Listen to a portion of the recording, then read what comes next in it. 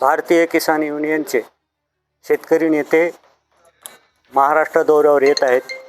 राकेश टिकैत साहेब आणि नांदेड जिल्ह्यातील जो 5 ऑगस्टला जो दौरा आहे ते नांदेड जिल्ह्यातील सर्व शेतकरी बंधूंना अमेरिकेसोबत जे करार झाला आहे तो टेरिफचा विषय संदर्भ शेतकऱ्यांना सांगण्यासाठी. पण कृषीप्रधान देशातील ह्या व्यवस्थेला बुडीत काढण्याचं काम ह्या देशातल्या सरकारने जाणीवपूर्वक केलेलं आहे. शेती व्यावसायिक हा माणूस सर्व समाजातील सर्व जाती धर्मातील असलेल्या समावेशक लोकांना संविधानिक हक्क न मिळू देण्याचा प्रयत्न इथल्या व्यवस्थेने केलेला आहे. ही व्यवस्था शेतकऱ्याला बुडीत काढणे, शेतावरील शेतकरी कमी दामात मजुरीला मिळणे आणि शेतीमालाला फुकट खरेदी करता येणे ही भूमिका ठेवल्यामुळे ह्या देशातल्या शेतकऱ्यांचं जीवन उद्ध्वस्त झाले. ग्रामीण भाग हा ओस पडला आहे.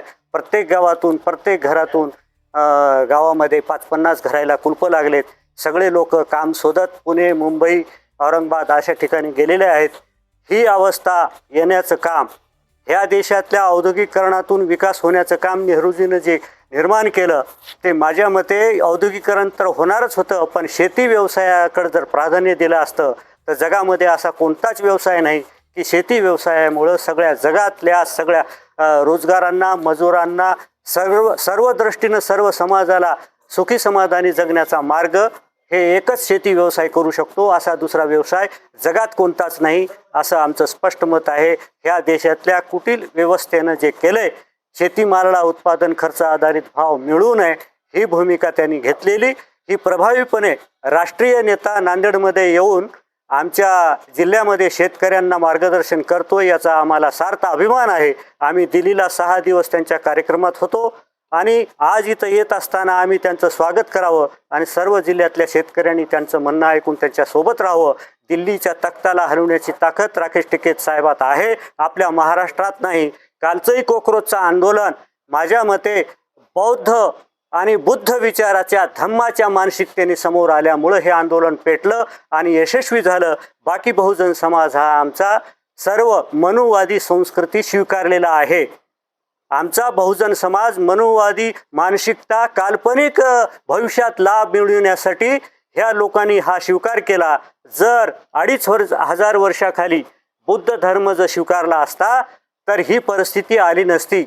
बुद्धाचा धम्म हा करुणा, प्रामाणिकता आणि इमानदारी ही गोष्ट जर अंगात असती आपल्या घरच्या दरवाजाला कवाडं लावायची वेळ आली नसती. प्रत्येक माणूस हा प्रामाणिक राहिला असता आणि ह्या देशातली परिस्थिती बिघडली नसती असं माझं स्पष्ट मत आहे.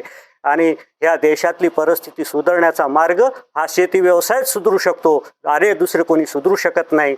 ही दुरावस्था दूर करण्यासाठी आमचं आयुष्यातलं जे आम्ही जीवन समर्पित केलंय ते उरलेलं आयुष्य आम्ही ह्याच शेतकरी व्यवसायाला प्रगतीपथावर नेण्याचं आणि शेतकरी समाजाला जागृत करण्याचं काम करू.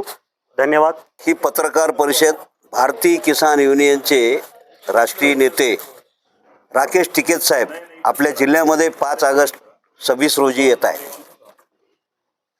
आणि शेतकरी मेळाव्याला ते मार्गदर्शन करणार आहेत की जो अमेरिकेसोबत आपला करार झाला, भारतीय शेतीमाल आयात आणि निर्यातच्या बाबतीमध्ये तो शेतकरी विरोधी आहे का शेतकरी हिताचा आहे हे सांगण्यासाठी राकेश टिकैत साहेब आपल्या नांदेडमध्ये 5 ऑगस्ट रोजी शंकरराव चव्हाण सभागृहामध्ये सकाळी 11 वाजता कार्यक्रम आहे त्यावेळी ते उपस्थित राहणार आहेत आणि मार्गदर्शन करणार आहेत.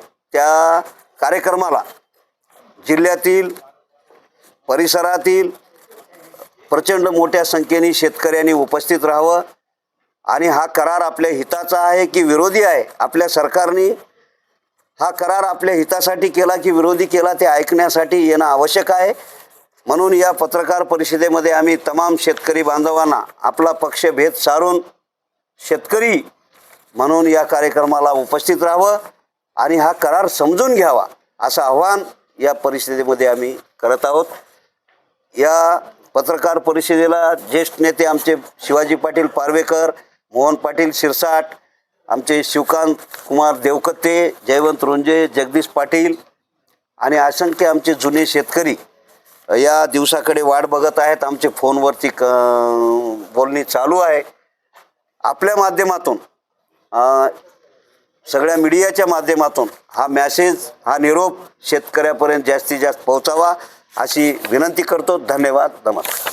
हां, सरकार शेतकरी विरोधी आहे म्हणून ते मान्य करत नाही. आणि आता शेतकऱ्याचं भेव, जसं कॉक्रोच पार्टीनं भेव दाखवलं, असं शेतकरी जागा होत नाही खाडकन आपल्या प्रश्नावर. शेतकरी जर जागा झाला, नुसतं थुकलं तर वाहून जातील हे सगळे. हिंमत काय आहे समजा शेतकऱ्याच्या विरोधात जायची? एवढी संख्याबळ आहे. अहो, शेतकऱ्यांनी जर आंदोलन केलं ना, एवढं सोपं आंदोलन आहे. आपल्या गावापासला रस्ता, आपल्या गावातले सगळे वाहनं रस्त्यावर आणून लॉक केले तर देश ठप्प होईल, देश बंद होईल.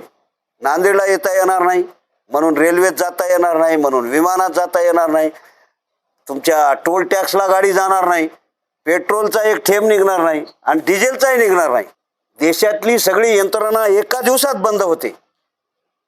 पण ती शेतकऱ्यांनी करायला पाहिजे.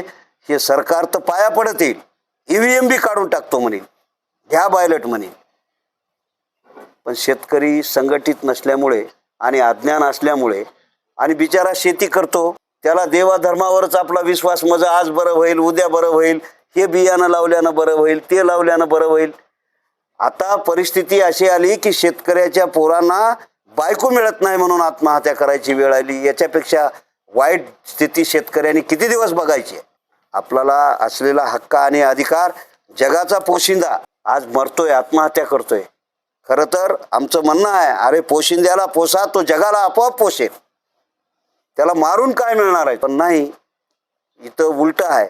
लूटने वाला खाएगा, कमाने वाला मर जाएगा. काम करे करीम साहब, अंडा खाए चांद साहब, ही परिस्थिती या देशात आहे.